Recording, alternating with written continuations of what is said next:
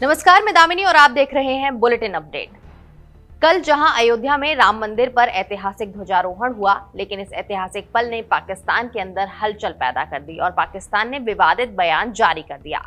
वहीं दूसरी ओर देश के अंदर भी हलचल जारी है। पश्चिम बंगाल में मुख्यमंत्री ममता बनर्जी एसआईआर को साजिश बता रही हैं, तो बिहार में जातिगत व्यवस्था और आरक्षण पर सियासत जोर पकड़ रही है।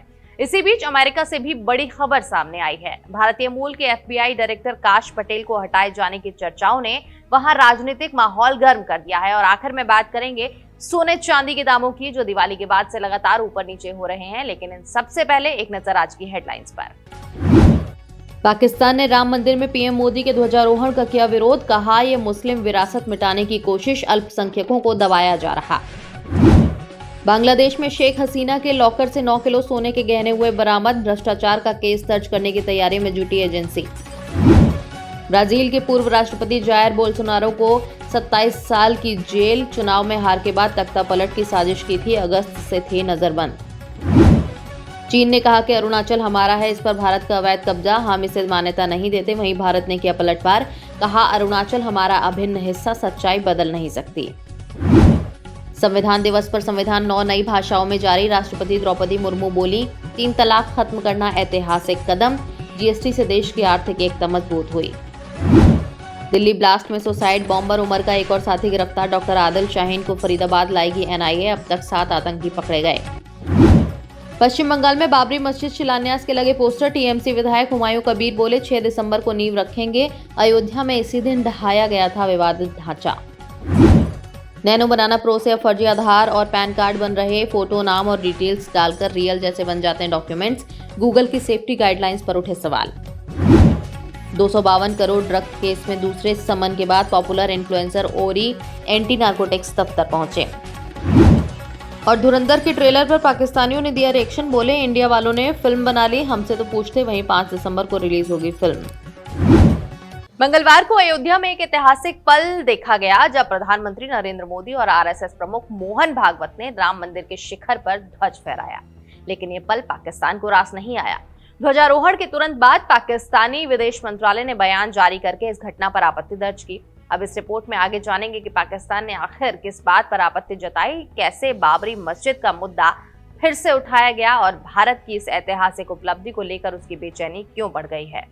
पाकिस्तान ने भारत में मुसलमानों की स्थिति पर सवाल उठाते हुए आरोप लगाया कि अल्पसंख्यकों के अधिकारों को दबाया जा रहा है। उन्होंने बाबरी मस्जिद का भी जिक्र किया और दावा किया कि भारत में धार्मिक अल्पसंख्यकों पर दबाव बढ़ रहा है। पाकिस्तान ने अंतर्राष्ट्रीय समुदाय से भी अपील की है कि भारत में इस्लामोफोबिया और अल्पसंख्यकों के खिलाफ होने वाले हमलों पर नजर रखी जाए। उनका ये बयान इसलिए भी विवादित माना जा रहा है क्योंकि पाकिस्तान खुद अपने यहाँ हिंदू, सिख और अन्य अल्पसंख्यकों के खिलाफ लगातार अत्याचार करता रहता है। भारत में हुए ध्वजारोहण पर पूरी दुनिया ने गौर किया। अयोध्या की तस्वीर ने संदेश दिया कि राम राज्य का मतलब है कि एक ऐसा राज्य है जहां सभी धर्म और समुदाय के लोग सुख, शांति और संपन्नता से रहें। भारत में मुसलमान भी कानून और न्याय का सम्मान कर रही हैं और लोकतंत्र में अपनी भागीदारी निभा रही हैं। विशेषज्ञों और विश्लेषकों का कहना है कि पाकिस्तान का ये बयान नफरत फैलाने और भारत में अस्थिरता पैदा करने की कोशिश है। भारत का विदेश मंत्रालय इस पूरे मसले को लेकर सचेत है और संभावना है कि जल्द ही पाकिस्तान के इस बयान का मुंह तोड़ जवाब दिया जाएगा। देश के 12 राज्यों में केंद्र सरकार एसआईआर यानी स्पेशल इंटेंसिव रिवीजन की प्रक्रिया चला रही है, लेकिन उत्तर प्रदेश, केरल, तमिलनाडु और पश्चिम बंगाल में इसके खिलाफ आवाज उठ रही है।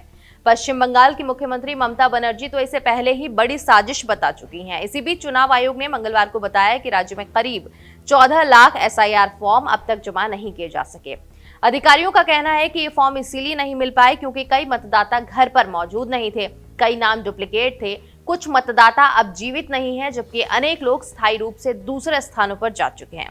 सोमवार को ये संख्या 10.33 लाख थी, जो तेजी से बढ़कर मंगलवार को 13.92 लाख तक पहुंच गई। इससे संकेत मिल रहे हैं कि बिहार की तरह ही बंगाल में भी भारी संख्या में वोट कट सकते हैं। बिहार में एसआईआर के दौरान कुल 62 लाख वोट कट चुके थे। इस प्रक्रिया में बीएलओ यानी कि बूथ लेवल अधिकारी को घर घर जाकर डाटा इकट्ठा करने का काम सौंपा गया है। अधिकारी बताते हैं कि बीएलओ सक्रिय रूप से फॉर्म बांटने और जरूरी जानकारी इकट्ठा करने में लगे हुए हैं। पश्चिम बंगाल में इस काम के लिए 80,600 से अधिक बीएलओ लगभग 8,000 supervisor, 3,000 assistant electoral registration officer और 294 इलेक्टोरल रजिस्ट्रेशन ऑफिसर तैनात हैं। लेकिन एसआईआर प्रक्रिया के दौरान राज्य में 3 बीएलओस की मौत हो चुकी है। कई राजनीतिक दलों और संगठनों ने आरोप लगाया है कि ये मौतें बीएलओस पर डाले गए अत्यधिक काम के दबाव की वजह से हुई है। बंगाल ही नहीं, देश में अन्य राज्यों से भी ऐसी खबरें सामने आई हैं। केरल में भी एक बीएलओ ने दबाव में आकर आत्महत्या कर ली, जिसके बाद मुस्लिम लीग ने सुप्रीम कोर्ट में एसआईआर के खिलाफ याचिका दायर की। चुनाव आयोग का कहना है कि एसआईआर प्रक्रिया मतदाता सूची को अपडेट और साफ रखने का एक महत्वपूर्ण कदम है। अधिकारी उम्मीद जताते हैं कि जैसे जैसे बीएलओस काम पूरा करेंगे,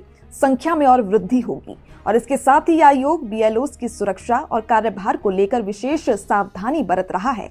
वहीं बिहार में जाति व्यवस्था और आरक्षण को लेकर सियासत लगातार गर्माती जा रही है। जगत गुरु रामभद्राचार्य के द्वारा जाति प्रथा खत्म करने की बात कहे जाने के बाद राजनीतिक दलों में बयानबाजी तेज हो गई है।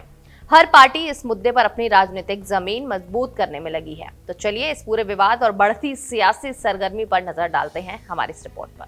बिहार में जाति व्यवस्था और आरक्षण को लेकर सियासी घमासान लगातार तेज होता जा रहा है। जगत गुरु रामभद्राचार्य के द्वारा जातिगत व्यवस्था खत्म करने की वकालत करने के बाद अब राजनीतिक दलों में बयानबाजी का दौर शुरू हो गया है। हर पार्टी इस मुद्दे पर अपनी अपनी राजनीति साधने में जुट गई है। तो आइए एक नजर डालते हैं इस रिपोर्ट पर। सबसे पहले बात करते हैं सांसद पप्पू यादव की। रामभद्राचार्य के बयान पर उन्होंने तीखी प्रतिक्रिया देते हुए कहा कि रामभद्राचार्य कौन है हम नहीं जानते। अंधे, बहरे, गूंगे और कमजोर वर्गों का इलाज सिर्फ अंबेडकरवादी विचारों से होगा। पप्पू यादव ने कहा कि बाबा साहब अंबेडकर पहले ही साफ कर चुके हैं कि भारत वसुदेव कुटुंबकम और सनातन की सोच पर चलता है, न कि भेदभाव और जातिगत श्रेष्ठता पर। दूसरी ओर एनडीए सरकार के हिस्से बीजेपी के मंत्री लखेंद्र कुमार ने जगत गुरु के बयान का समर्थन किया है। उन्होंने कहा कि जातिगत विभाजन राष्ट्र को कमजोर बनाता है और समाज को आगे बढ़ने से रोकता है। लेकिन उनका ये बयान तुरंत विवाद की वजह बन गया और विपक्ष ने उन पर हमला बोल दिया। कांग्रेस नेता प्रेमचंद मिश्रा ने मंत्री के बयान को बीजेपी और आरएसएस की सोच बताया। उन्होंने कहा कि ऐसे बयानों पर प्रधानमंत्री नरेंद्र मोदी और मुख्यमंत्री नीतीश कुमार को साफ साफ बताना चाहिए कि उनकी पार्टी की स्थिति क्या है। मिश्रा ने चिताया कि आरक्षण और SC/ST एक्ट संविधान प्रदत्त अधिकार है और जिन्हें कमजोर करने की कोशिश करेगा वो राजनीति से खुद ही खत्म हो जाएगा। बढ़ते विवाद के बीच जेडीयू ने भी अपना रुख साफ कर दिया है। जेडीयू प्रवक्ता अरविंद निषाद ने बीजेपी कोटे के मंत्री से दूरी बनाते हुए कहा कि आरक्षण को कोई छू नहीं सकता। देश बाबा साहब भीमराव अंबेडकर के लिए संविधान से ही चलेगा। उनका कहना था कि कौन क्या करता है ये उनकी जिम्मेदारी नहीं। लेकिन जेडीयू का स्टैंड साफ है, आरक्षण से कोई समझौता नहीं। इधर आरजेडी ने भी सरकार और बीजेपी पर हमला तेज कर दिया है। आरजेडी प्रवक्ता एजाज अहमद ने कहा कि ये लोग दलितों, अति पिछड़ों और वंचितों पर अत्याचार बढ़ाना चाहते हैं। SC/ST एक्ट ने अत्याचार कम किए हैं और यही बात इन्हें नागवार गुजरती है। उन्होंने कहा कि इन बयानों से आरएसएस और बीजेपी की वास्तविक सोच उजागर होती है। एक ओर धर्मगुरु का बयान, दूसरी ओर राजनीतिक दलों की बयानबाजी और बीच में खड़े करोड़ों वंचित, दलित और पिछड़े वर्ग, जिन्हें लेकर ये पूरा विवाद खड़ा हुआ है।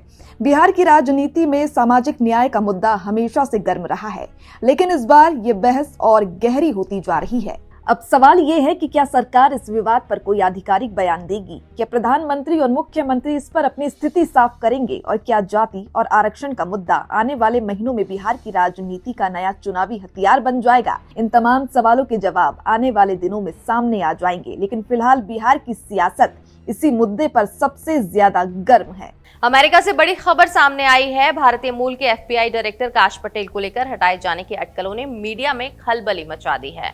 कुछ रिपोर्ट्स में दावा किया गया है कि राष्ट्रपति डोनाल्ड ट्रंप उन्हें उनके पद से हटाने पर विचार कर सकते हैं। बताया जा रहा है कि पटेल पर ब्यूरो के संसाधनों के गलत प्रबंधन और निजी मामलों से जुड़े कुछ मुद्दों की जांच चल रही है। साथ ही उनकी प्रेमिका की सुरक्षा और सरकारी जेट के कथित उपयोग को लेकर भी सवाल उठाए जा रहे हैं। लेकिन इस पूरे मामले पर व्हाइट हाउस ने स्पष्ट प्रतिक्रिया दी है। प्रेस सचिव कैरोलिन लेविट ने कहा कि ये खबर पूरी तरह से झूठी है। उन्होंने कहा कि राष्ट्रपति ट्रंप और काश पटेल हाल ही में बैठक में मौजूद थे और ट्रंप ने फेक न्यूज सुनकर हंसते हुए इसे पूरी तरह से गलत करार दिया। मंगलवार को काश पटेल व्हाइट हाउस में थैंक्स गिविंग टर्कीज की वार्षिक सभा में भी पहुंचे थे। वहां राष्ट्रपति ट्रंप ने सार्वजनिक रूप से उनकी जमकर तारीफ की। ट्रंप ने कहा कि काश पटेल FBI की विश्वसनीयता बहाल करने में महत्वपूर्ण भूमिका निभा रही रही हैं और वो प्रशासन के भरोसेमंद सदस्य हैं। ट्रंप ने पत्रकारों से बात करते हुए कहा कि उन्हें काश पटेल पर पूरा भरोसा है। उन्होंने स्पष्ट किया कि कई लोग काश के काम की प्रशंसा कर रही हैं और उनका योगदान FBI के लिए अहम है। राष्ट्रपति ने कहा कि काश लगातार अपनी जिम्मेदारी निभा रही हैं और न्याय विभाग की टीम में उनका काम सराहनीय है। मीडिया में कुछ रिपोर्ट्स में आरोप लगाए गए थे कि काश पटेल ने सरकारी संसाधनों का गलत इस्तेमाल किया और सोशल मीडिया पोस्ट के जरिए विवाद फैलाया। इन आरोपों में उनकी प्रेमिका से जुड़े निजी मामलों का भी जिक्र था, लेकिन व्हाइट हाउस ने इन सभी आरोपों को पूरी तरह से खारिज कर दिया और कहा कि काश पटेल पूरी जिम्मेदारी के साथ अपने कर्तव्यों का निर्वहन कर रही हैं। राष्ट्रपति ट्रंप के बयान से ये भी साफ है कि काश पटेल को हटाने का कोई विचार फिलहाल नहीं है। वो प्रशासन में प्रभावशाली और भरोसेमंद सदस्य बने हुए हैं और अमेरिकी कानून प्रवर्तन में अपनी भूमिका को प्रभावी ढंग से निभा रही हैं।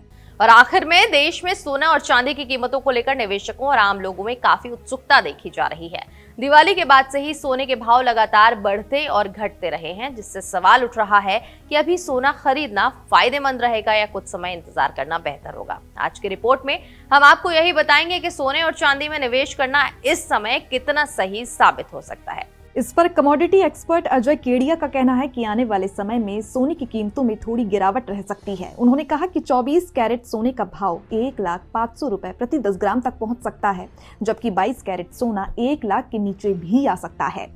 लेकिन ये स्थिति तभी संभव है जब वैश्विक और घरेलू स्थिरता बनी रहे।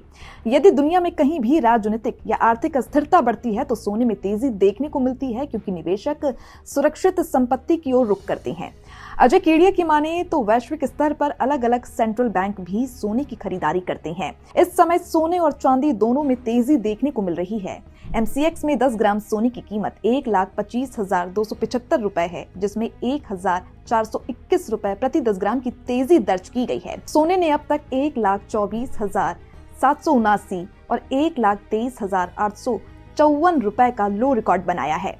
वहीं चांदी की कीमतों में भी बढ़त जारी है। 1 किलो चांदी का भाव 1,56,925 पर पहुंच गया है, जिसमें 2,443 रुपए की तेजी आई है।